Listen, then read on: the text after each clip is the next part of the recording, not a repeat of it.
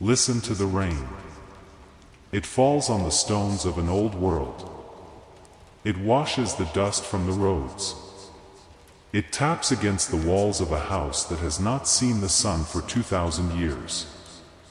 This is the sound of time passing. We are going to speak now of a morning.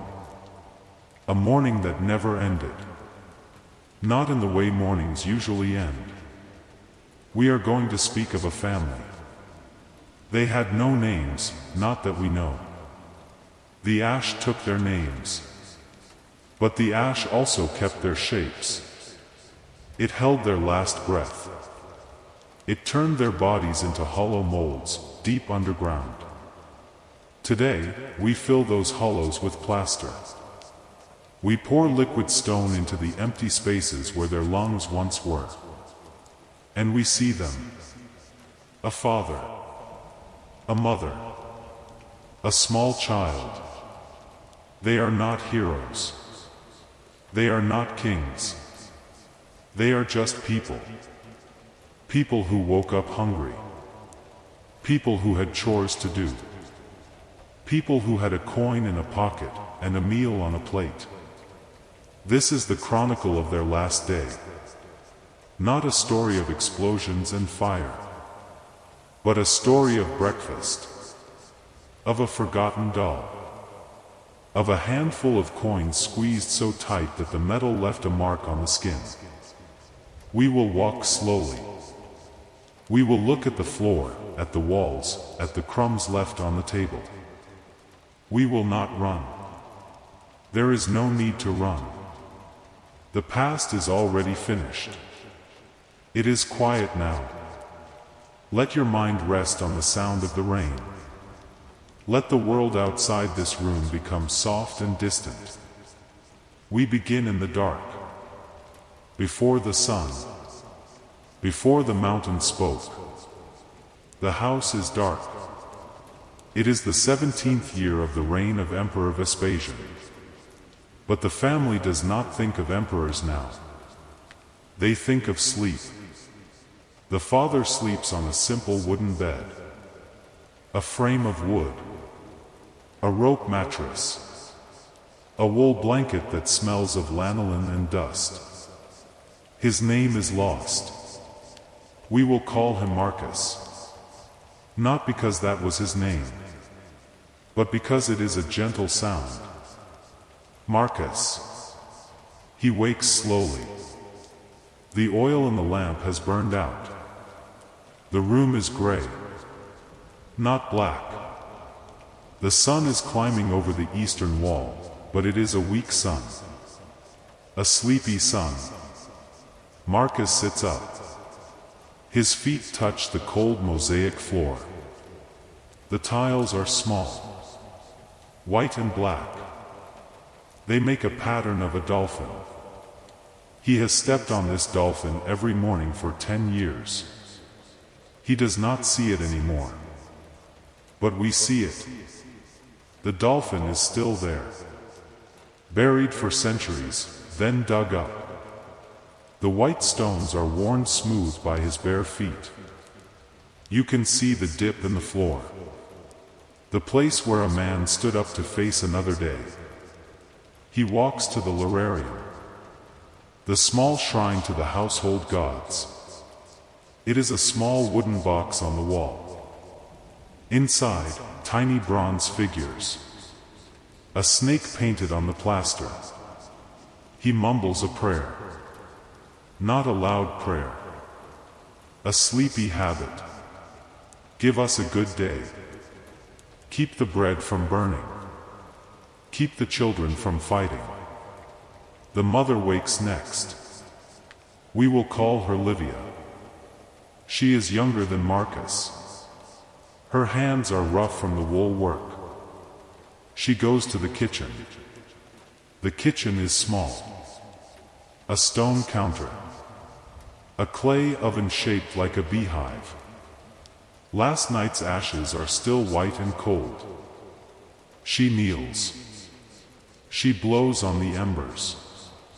A tiny orange glow appears. She adds twigs. then small sticks, then a log of oak. Fire. The heart of the house. She is making breakfast. Not a feast. Simple food. A bowl of spelt wheat, soaked in water overnight. She pours it into a clay pot. She adds a splash of old wine to make it sour. She adds a pinch of salt. This is pulse. The porridge of Pompeii. The same food eaten by soldiers, by slaves, by children. The child wakes last. We do not know if it was a boy or a girl. The body cast is small. The arms are wrapped around a doll. The doll is made of rags and clay. One button for an eye. Let us call the child Aulus. A small name for a small person. Aulus does not want to wake up. The blanket is warm. The rain outside the shutters makes a soft sound. Tap, tap, tap. The mother calls. Softly. Not shouting. Serge. Come. Eat. Aulus sits up. Hair is messy. Eyes are half closed. The floor is cold. The small feet run across the dolphin mosaic. Tiny toes. Toes that will never grow up. They eat together in the small dining room. The triclinium. 3 couches around a low table. But the family does not lie down for breakfast. They sit on wooden stools. They are practical people. The porridge is hot. It is gray and thick. They break dark bread into it. Bread made from barley and millet. Hard bread. Bread that hurts the jaw a little. They dip it in the porridge to soften it. There is a sound. Very far away.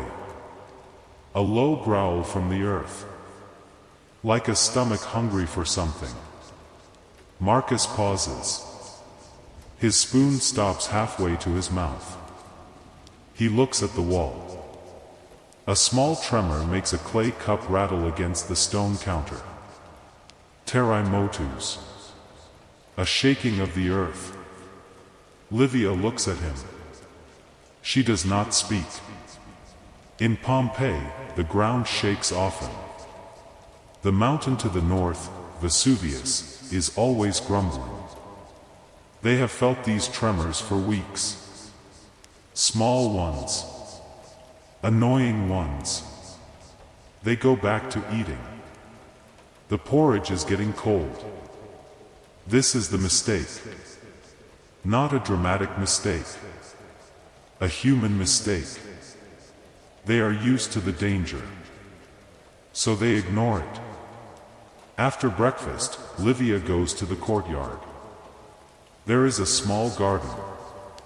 A stone basin catches rainwater. She washes the clay bowls. She stacks them on a wooden shelf. Marcus goes to the street. He looks up at the sky. The sun is there. But it is a strange sun. Pale. Like milk. Like a coin seen through dirty water. A fine gray dust is falling. Very fine. Like flour. Like pollen. It lands on his shoulders.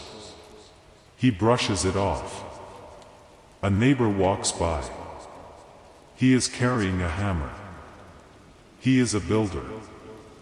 He says, the wells are dry. The water has gone down into the earth. Marcus nods. He thinks about his own well. He will check it later. He goes back inside.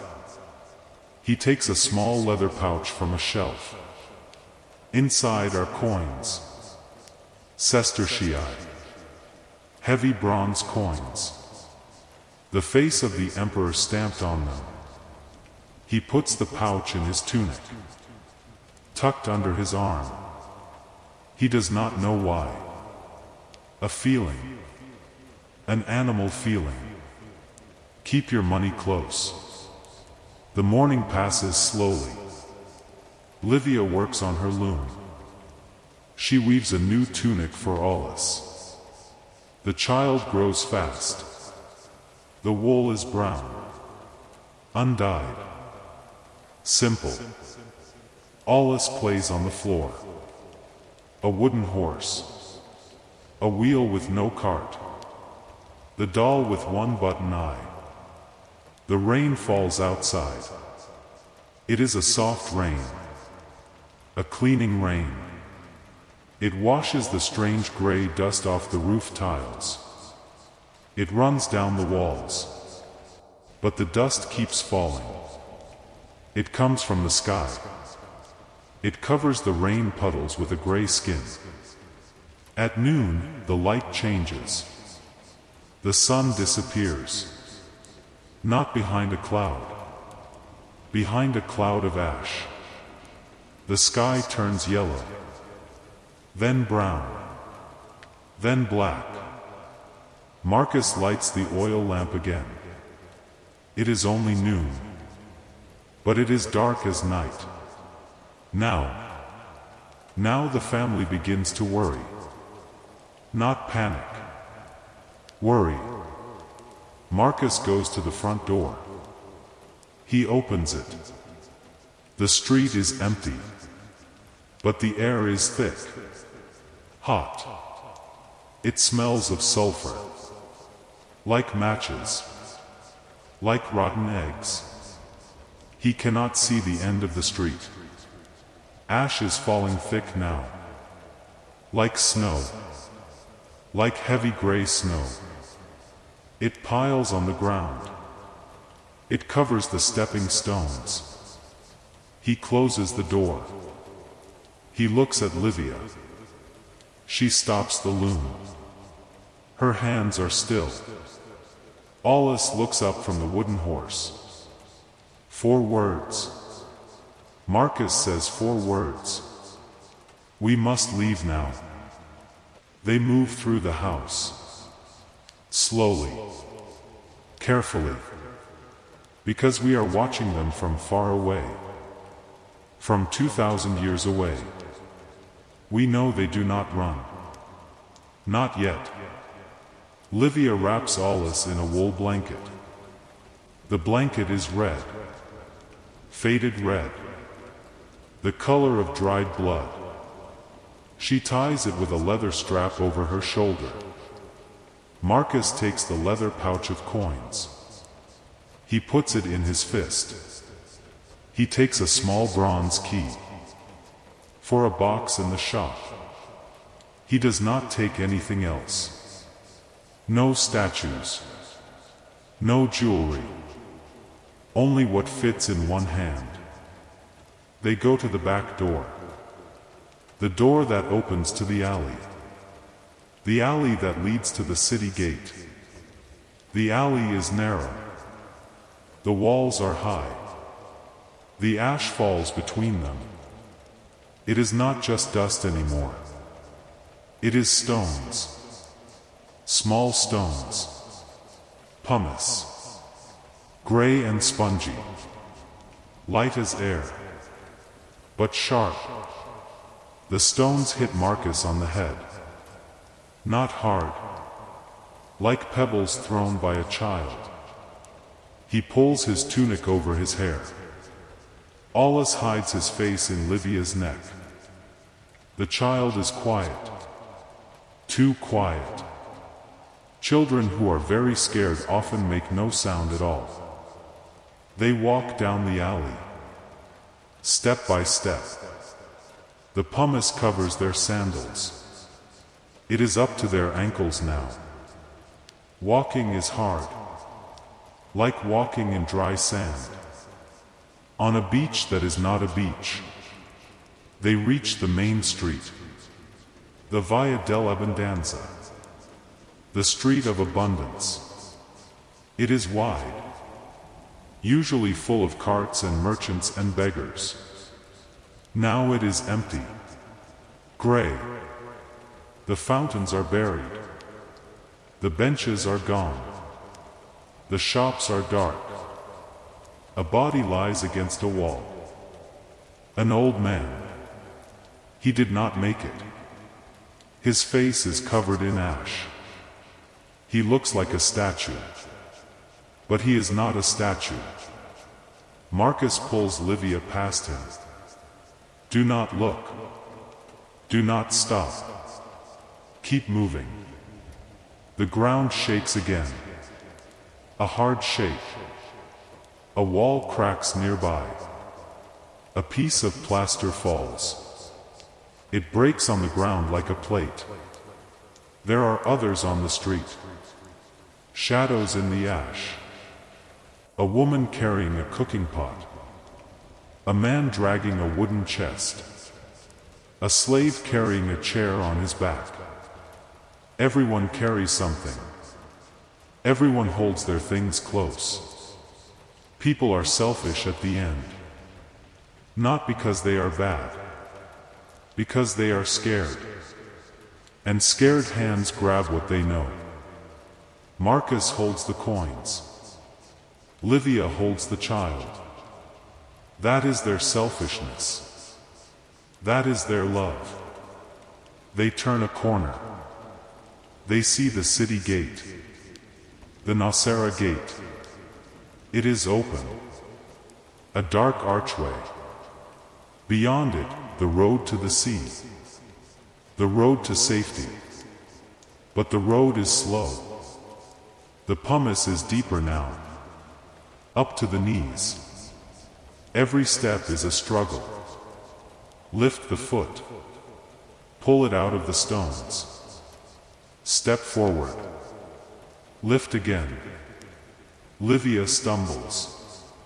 She falls to one knee. Aulus does not cry. Marcus grabs her arm. He pulls her up. His hand is strong. His face is white with ash. His eyes are red.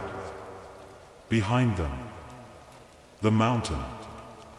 They do not look back. But we can look. We are the voice of time. We see everything. Vesuvius has opened. A column of fire and rock rises into the sky. 16 miles high. Higher than any cloud. The top of the column spreads out. Like a pine tree. Like a black umbrella. The wind pushes the umbrella toward Pompeii. Toward the family. The stones fall faster. Bigger now. Some are the size of a fist. Some the size of a man's head. They crash through roofs. They smash walls. They kill the ones who stayed inside. Marcus and Livia are outside. That is better. But not safe. They reach the gate. The archway. They pass under it. For a moment, they are in shadow. The sound of the stones is softer. The air is still. Marcus stops. He turns to Livia. He takes her face in his hands. Ash on ash. His thumb touches her cheek. He says something. The ash takes the words. We do not know what he said. But we know what he did not say. He did not say I love you. That is for poems. He said something smaller. Something like stay close. Or hold the boy. They step out of the gate. They are outside the city now. The road goes down. The sea is below them. 2 miles away. 2 miles of open road. The pumice is thinner here. The wind blows it away. They walk faster. Almost a run. Aulus looks up. Over his mother's shoulder. He sees the mountain. He sees the fire. He sees the black sky. His mouth opens. But no sound comes out. Then, a new sound. The column of ash collapses. It falls down the mountain. Not like snow. Like a wave. Like a wall of hot mud and gas and rock. It moves faster than a horse. Faster than a thought. The pyroclastic surge. That is the scientific name. But the family does not know science. They only feel the heat. A sudden, terrible heat. Like opening an oven door. Like standing too close to a furnace. Marcus looks back. He sees the wall. It is red and black. It is 600 degrees. It will boil the blood in their veins before it touches their skin. He grabs Livia's arm. He pulls her off the road. There is a small building. A tomb. A stone house for the dead. The door is open. They run inside. They close the door. The tomb is small. One room. A stone shelf for a body. A broken vase. Dust. Cobwebs. The family huddles in the corner. Marcus holds Livia. Livia holds Aulus. The child is between them. The child is safe. For one more breath. For one more heartbeat. The wave hits the building. The heat comes through the walls. The air becomes an oven. The family takes a last breath. The air burns their lungs. Marcus opens his hand. The leather pouch falls. The coins spill out. Bronze sestertii. They roll on the stone floor. They stop against the wall. He does not pick them up. He does not need them now. He puts his hand on Aulus's head. His fingers touch the child's hair. Then the wall falls. The ash covered everything. It fell for 2 days. It buried the city. It buried the family. 30 feet deep. A gray blanket over a gray world. Then time passed. 1,000 years. Then another 1,000. The rain fell every year. The wind blew. Grass grew over the ash. Trees grew. Farmers planted vineyards on top of the dead city. They did not know what was below. Then, in the year 1748, a farmer dug a well. His shovel hit a wall. A painted wall. Red and gold. He called for help.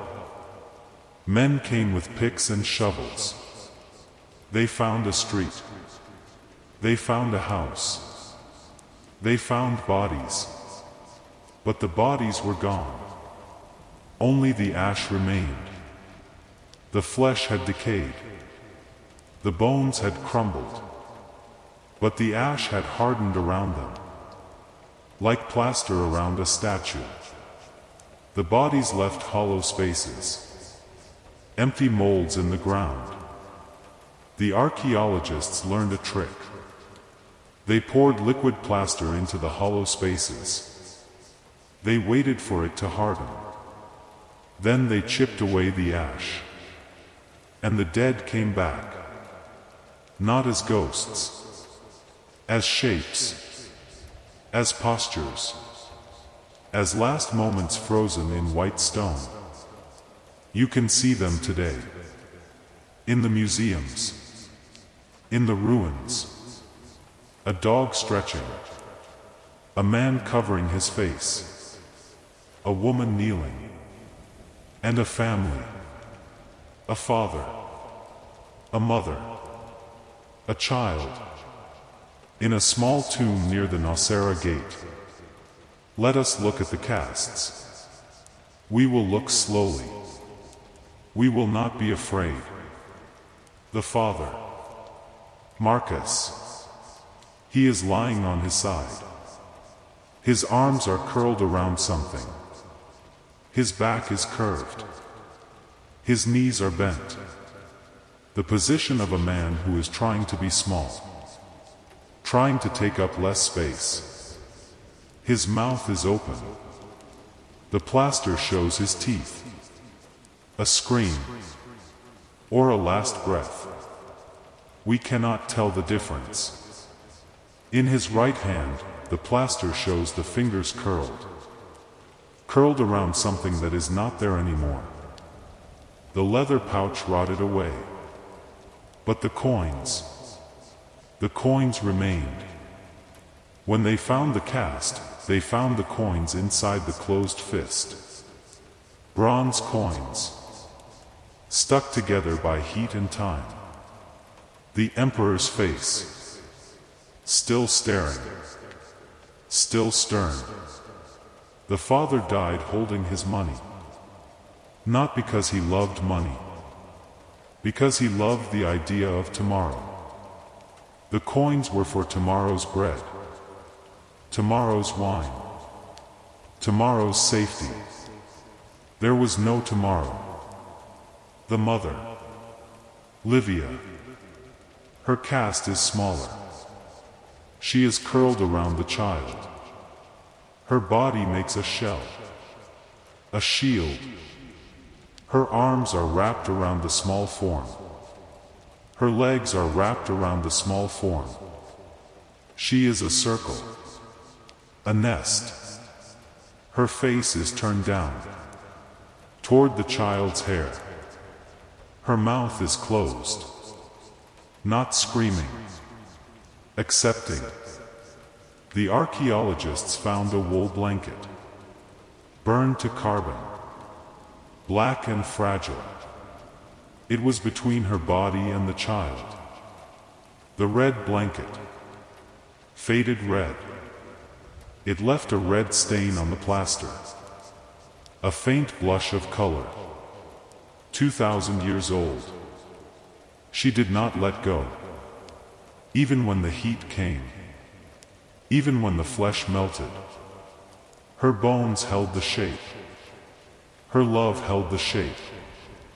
The child, Aulus, the smallest cast, the one that makes the museum guards look away. The child is lying on its back. The arms are raised. The hands are open. The fingers are spread. A gesture of surprise, or a gesture of reaching up, reaching for the mother, reaching for the father, reaching for something that was there and then was not. The doll was found under the child's arm, the rag doll with one button eye. The clay head was broken. The button was melted. But the shape was there. A small lump of carbonized cloth. The shape of a friend. The shape of comfort. The child did not scream. The child did not run. The child fell asleep in the heat. The child fell asleep and did not wake up. This is what the ash kept. Not the fear. The fear evaporated. The ash kept the posture. The ash kept the geometry of a family. 3 bodies in a small room. A father with his money. A mother with her arms. A child with a doll. They are not sad. Not anymore. They are just shapes. Shapes in a museum. Shapes behind glass. The rain falls on the roof of the museum. Visitors walk past. They whisper. They take pictures. Then they go home and eat dinner. The family stays. They have been staying for 2,000 years.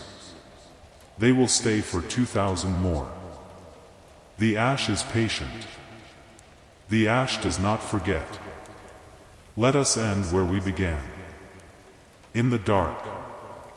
In the quiet. The coins are in a drawer now. In a storage room at the Archaeological Museum of Naples. They do not shine. Bronze turns green with age. The emperor's face is worn smooth. But if you hold one, if you hold it in your palm, it is still heavy. It is still the weight of a man's hope. Marcus did not spend those coins. He did not buy bread. He did not buy wine. He held them until the heat came. And then he let them go. The rain is falling on Pompeii tonight. On the empty streets. On the empty houses. On the plaster casts that sleep in glass cases. The rain washes the ash. It cleans the stones. It makes the mosaic dolphins look wet and new. No one is hungry there now. No one is scared. No one is running. The family is together. In the dirt. In the dark. In the quiet that comes after everything. They are sleeping. And you are sleeping too. The mountain is quiet now. The ground does not shake. The sun will rise tomorrow over the Bay of Naples. The water will be blue. The fishermen will go out. The children will play on the beach. But that is another story. That is the story of the living. This is the story of the ones who stayed. The ones who became stone. The ones who taught us that a family is not a building. A family is a shape. Arms around arms. Hands on heads. Coins in fists. Sleep well. The rain is your blanket. The past is your pillow. There is nothing to fear. The eruption is over. It ended long ago. All that remains is the silence. And the soft, soft rain.